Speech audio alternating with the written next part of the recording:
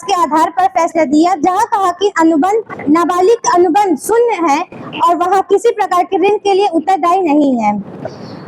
Page number 19 के paragraph 2 में अनुजय प्रसाद and चंदन लाल के मामले के अनुसार 1937 में न्यायालय ने यह स्पष्ट किया कि धारा 64 और 65 में ऐसे मामले से संबंधित जहां कोई भी पक्ष अनुबंध करने में अक्षम है, ऐसे में प्राप्त लाभ को बहाल करने में प्राप्त लाभ की क्षतिपूर्ति करने के लिए सवाल नहीं उठा सकते।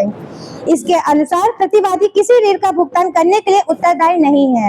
परंतु 1959 के दैविया और अनंत बेनाम सिवानिया और अन्य अनुसार के विचारों की आवश्यकता है कि ऐसे परिस्थितियों में शून्य अनुबंध प्रतिपूर्ति के अनुबंध को लागू करने के लिए बरकरार है। न्यायालय ये मानेंगे कि लेन देन शून्य है और इसके अलावा इस मामले को अलग रखा जाए और निर्देश दे कि संपत्ति बहाल की जाए, लेकिन देते समय न्यायालय दोनों पक्षों के बीच में समानता और समयोजित का करना होगा और नाबालिग को भी उस लाभ को बरकरार रखने की अनुमति नहीं दे सकते जो इस अनुबंध के तहत प्राप्त किए गए, जिसे अलग रखना चाहता था। उसे ऐसी अनुमति देना मतलब दोनों लाभ देना होगा जिसका वह हकदार नहीं है। मामले को देखते हुए इस मामले में प्रतिवादी के निर्माण कार्य के लिए जो अपीलकर्ता ने जो राशि जो भुगतान की जो 3 लाख रुपए का भुगतान उन्होंने किया है, उसके लिए प्रतिवादी के संतोषजनक कार्य नहीं किया है, इसलिए वो ऋण देने के लिए उत्तरदायी नहीं है।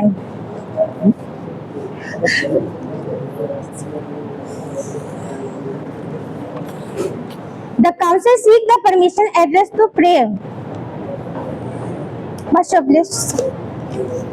अतः प्रस्तुत ऐसे मामले में उठाए गए मुद्दे दिए गए तर्कों और विधि प्राधिकारों के आधार पर माननीय न्यायालय से अत्यंत विनम्र यह प्रार्थना है कि मिस्टर सहगल और सहगल सिद्ध मल्हार के बीच अनुबंध निरस्त किया जाए।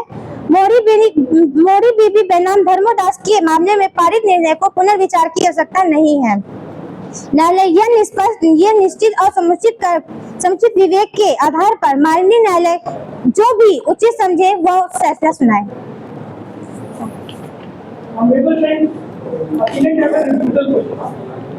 नहीं करेगा।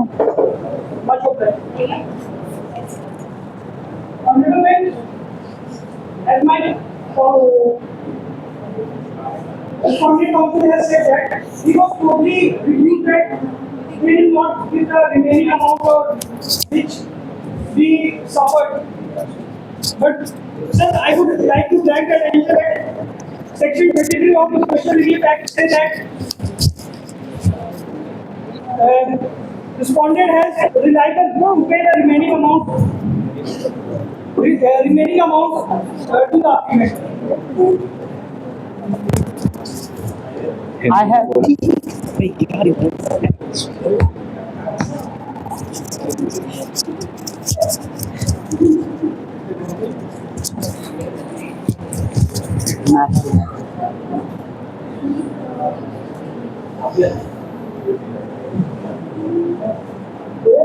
आपने ये कब बताया था कि ये 100 साल पुराना भैया कैन यू प्लीज आप हिंदी में बोल सकते हैं? हमारी हाई कमीशन ये भी काउंसिल में लगभग सुप्रीम कोर्ट के ऊपर जो न्यायालय है उसने जजमेंट दिया और आपने ये तक रखा था कि सब्जेक्टिव क्वेश्चन आप ला है कि 100 साल पुराना जजमेंट है तो चेंज करना चाहिए।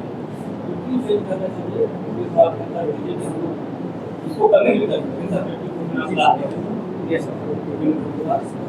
सर, मेरा मेन तात्पर्य इसलिए था इसको चेंज करने के लिए क्योंकि ये केस को हुए 100 साल बीत चुके हैं और अब जो माइनर है वो जगह जगह भ्रमण करते हैं, एक सिटी से दूसरी कंट्री तक जाते हैं और इनडायरेक्टली वो ढेर सारे लोगों से एग्रीमेंट आते हैं। सुपर मार्केट गए, उन्होंने कोई सामान परचेज किया, उसमें भी पैसे का लेने उसमें भी तरीके से एग्रीमेंट में आ रहे हैं। सुपर मार्केट का जो लिस्ट होती है उसमें उसके टर्म्स एंड कंडीशंस होते हैं। तो इस तरीके इस वजह से 100 साल पुरानी जो केस था उसमें भी कंसिडरेशन होना चाहिए क्योंकि माइनर की अब सर्कल बहुत बढ़ चुका है।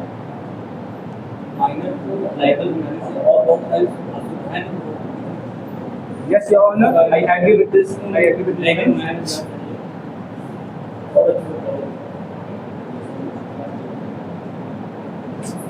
आप जब आप मुझे Please, can you explain in Hindi? मैं ये कहना चाह रहा हूँ कि जो मिस्टर सिद्ध मल्हार हैं वो टोटली डिसएग्री कर गए हैं कि हम किसी भी तरीके का जो रिमेनिंग अमाउंट है कंस्ट्रक्शन का हाँ। जो नहीं प्रोवाइड करेंगे कंस्ट्रक्शन मिसेस सेंगल एंड सेंगल को। हाँ। पर सेक्शन 33 स्पेशल रिलीफ एक्ट कहता है कि वो मिस्टर सिद्ध मल्हार जो हैं हाँ। वो रिलायबल हैं रिमेनिंग अमाउंट पे करने के लिए। हमने ऑलरेडी उनको मच अमाउंट 3 लाख रुपए हमने ऑलरेडी पे कर चुका है, जितने का उन्होंने हमारा कंस्ट्रक्शन किया था। तो इधर मुझे नहीं कोई रेलेवेंट रीजन दिखाई दे रहा है Your Honor, जिसके कारण हम इन्हें बाकी का Honorable अनुतोष Bench, हम इनको दें। इन्होंने 3 लाख सिर्फ फर्स्ट फ्लोर कंस्ट्रक्शन जो हुआ था, पूल पार्टी ऑर्गेनाइज जो हुई थी वहीं तक का पैसा दिया था। उसके बाद जो कंस्ट्रक्शन हुआ था, नया कॉन्ट्रैक्ट फिर से नए तरीके से बनाया गया था, उसके बाद इन्होंने दूसरे कॉन्ट्रैक्ट कर दिया है और आखिर में इन्होंने माइनर का सहारा लेते हुए मना कर दिया साफ जब साफ। यहाँ पे कोई वैलिड कॉन्ट्रैक्ट ही नहीं है तो ये कैसे कह सकते हैं कि यहाँ पे एक वैलिड कॉन्ट्रैक्ट था, और जब कॉन्ट्रैक्ट ही नहीं है तो माइनर कैसे लाइबल है उस पे वो हमने कंस्ट्रक्शन करने के लिए दिया था।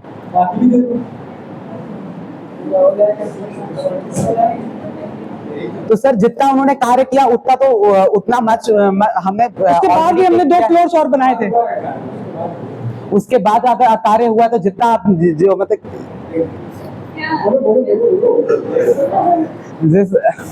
जितनी क्वालिटी का हुआ है उतना ही दे दो। अगर ना हो तो 7 लाख से कम। तो सर उतना हमने ऑलरेडी पे कर दिया है, 3 लाख रुपए मोर देन इनफ। अच्छा सर किस सर मटेरियल भी तो हम ऑब्जर्व करेंगे ना। कहने का मतलब आपकी ये है, कहने का मतलब ये है कि वायदा द्वारा की गई संविदा से ठीक है कोई लायबिलिटी क्रिएट नहीं। सर तो फिर यहाँ पे ये भी हम कह सकते हैं कि इन्होंने जो कुछ भी लिया, जो कुछ भी हमारी प्रॉपर्टी पे लगाया वो इसको वो निकाल ले जाए, हमारी प्रॉपर्टी छोड़ दें। आप कहने का मतलब ये है कि आवश्यक के द्वारा की गई संविदा हाँ कोई लायबिलिटी नहीं क्रिएट जब जाने के बाद नहीं। सर मैं क्लियरली सुन नहीं पा रहा सर। तो आपकी लायबिलिटी नहीं है, हमें उसको लेके जा रहे हैं। ये सर कोई दायित्व और नहीं नहीं हमारा कोई दायित्व नहीं है क्यों किस आधार पर? Sir because we are minor. Minor ये कहाँ कहा गया है माइनर है कोई लायबिलिटी अपने पैसे पूरा कंस्ट्रक्शन कर देते उस समय आप क्या कहते हैं? आप मुझे प्रूफ करके बताओ ना। तो बता दिया लिखा है लिखा है आप दिखाइए भी बताइए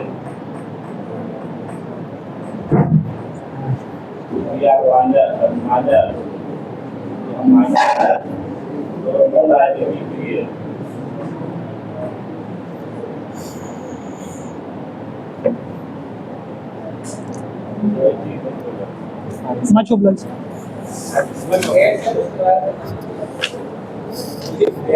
Since 1990,